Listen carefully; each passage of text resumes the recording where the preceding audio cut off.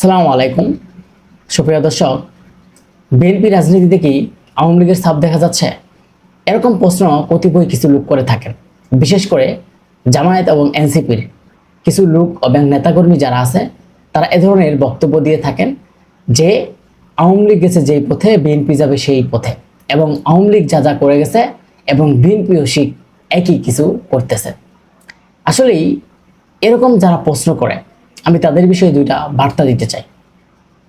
আওয়ামী লীগ হচ্ছে তারা জোরপূর্বকভাবে কিভাবে ক্ষমতা থাকবে, কিভাবে ভারতের মেটিকুলাস ডিজাইন এই বাংলাদেশে চালু করবে, কিভাবে ভারতের আইন কানুন এবং ভারতের শিখিয়ে দেওয়া মেটিকুলাস ডিজাইন সেইগুলো বাংলাদেশে প্রয়োগ করবে, এটাই হচ্ছিল আওয়ামী লীগের কাজ।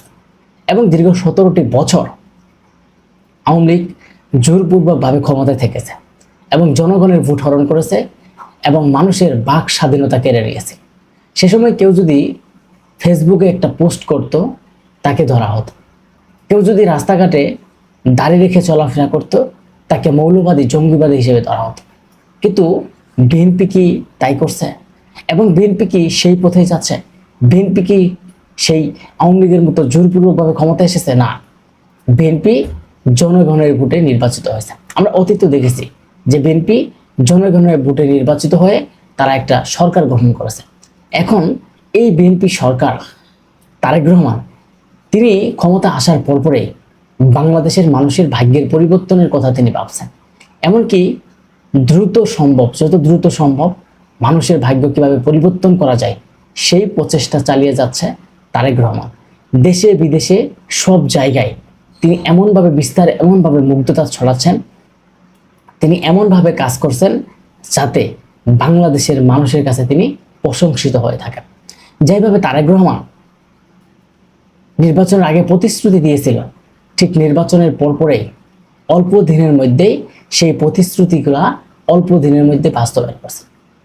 তারেক রহমান দেখিয়ে দিচ্ছে যে তারেক রহমান যা বলে এবং বিএনপি সরকার যা বলে, জনগণের জন্য যা করতে চায় তাই করে। কারণ তারা জনগণের বাইরে কোনো একটা ঘটনা ঘটবে এমন কোনো কাজ তারা করবে না। বিশেষ করে তারেক রহমান ক্ষমতা আসার পর যেভাবে তিনি পরিবর্তন করা শুরু করে দিয়েছেন, প্রতিটা সেক্টরে প্রতিটা জায়গায় পরিবর্তন করে দেশকে উন্নয়নের পথে নিয়ে যাওয়া। আপনারা দেখেন বাংলাদেশের ট্রাফিকের ব্যবস্থা করার জন্য যে ট্রাফিক, তার জন্য এআই ক্যামেরা ব্যবহার করছেন। এআই ক্যামেরা দিয়ে যাতে ট্রাফিক নিয়ন্ত্রণ করা যায়, যাতে কোনো সমস্যা না হয় এবং আস্তে আস্তে এই ট্রাফিক ব্যবস্থাকে সুন্দর করা যায়। আস্তে আস্তে যেইভাবে এই বাংলাদেশের মধ্যে তারেক রহমানের গ্রহণযোগ্যতা এগিয়ে যাচ্ছে, জনগণের জন্য তারা যেভাবে কাজ করছে এবং দেশের বাইরে গিয়েও বাংলাদেশের যারা বেকারত্ব, যারা বিদেশে যেতে আগ্রহী তাদেরকে কিভাবে নিয়ে যাওয়া যায়, কিভাবে তারা সেই দেশে কর্ম করে খেতে পারে এবং চীনের সাথে ব্যবসা বাণিজ্য কিভাবে প্রসার ঘটানো যায়, তার জন্য তারেক রহমান এগিয়ে যাচ্ছে এবং বারবার চেষ্টা চালাচ্ছে। যেই বাংলাদেশের যে কোনো প্রধানমন্ত্রী ক্ষমতায় আসার পরেই তাদের জন্য ভারত সফর হয়ে যায়, ফরজ হয়ে যায়। একটা কথাই আছে যে তারা ভারত সফর করবে, কারণ ভারত আমাদের পার্শ্ববর্তী দেশ, সেই হিসাবে ভারতে সফর। কিন্তু আজকে তারেক রহমান একটা ভিন্ন চিত্র দেখিয়ে দিলেন। কারণ 24শে গণঅভ্যুত্থানের সময় যারা নেতৃত্ব দিয়েছে, এখন যারা নেতৃত্ব দিচ্ছে, সবাই বলছে এবং দলমত নির্বিশেষে সবারই একটা কথা যে ভারতকে কেউ দেখতে পারে না। কারণ ভারতের আইন কানুন এবং ভারতেরা এই বাংলাদেশ থেকে যা কিছু নিয়েছে এবং তার বিনিময়ে শেখ হাসিনাকে ক্ষমতা দিয়েছে। এবং শেখ হাসিনাকে ক্ষমতায় দিয়েছিল গত 17টি বছর জোরপূর্বকভাবে ক্ষমতায় ছিল।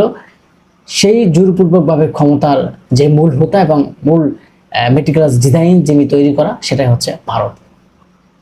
আওয়ামী লীগের পররাষ্ট্রমন্ত্রী আব্দুল্লাহ কে মোমেন তিনি বলেছিলেন ভারত বাংলাদেশের স্বামী স্ত্রীর সম্পর্ক, এবং ভারত কাছে তিনি বলে এসেছেন যে আরেকটি বার ক্ষমতায় থাকার সুযোগ দেন।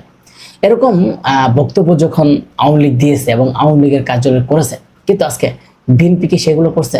বিএনপি জনগণের ভোটে নির্বাচিত হবার পর তারা এমন কোনো কাজ করে নাই যেটা জনগণের বিরুদ্ধে যায়, জনগণের উপর জনগণের বিরুদ্ধে যাবে এমন কোনো ঘটনা তিনি করেন।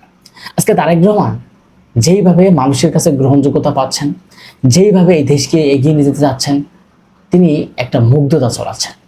তারেক রহমান গতকাল বা তার আগের দিন পরশুদিন একটা বক্তব্য দিয়েছিল একবার সংবাদ সম্মেলনে, যে